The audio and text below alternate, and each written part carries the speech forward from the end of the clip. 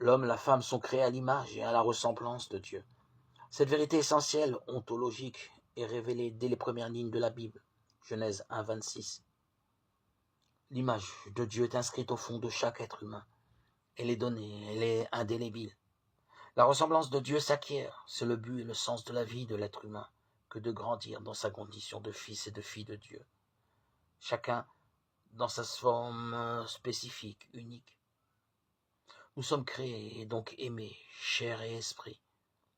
Dans la forme, le fini, le visible, et dans l'être, dans l'infini, l'invisible. Étant créés dans la chair, nous sommes confrontés à des limites, temps, espace, lourdeur, tâtonnement, échec, erreur, régression, chute et rechute, différences sexuelles.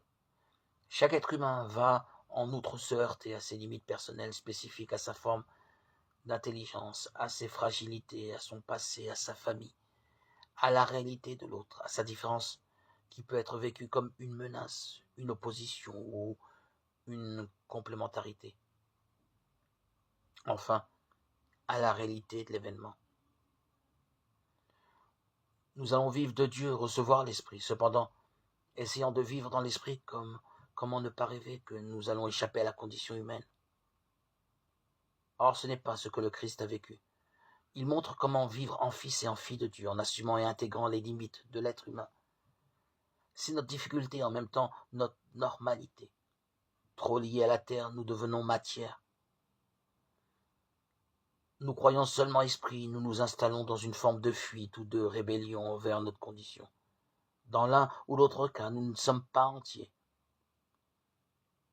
Il va falloir vivre ces deux pôles et les ajuster, les unifier. Vivre l'infini dans le fini. Permettre à l'esprit d'habiter notre chair. C'est le sens de l'incarnation.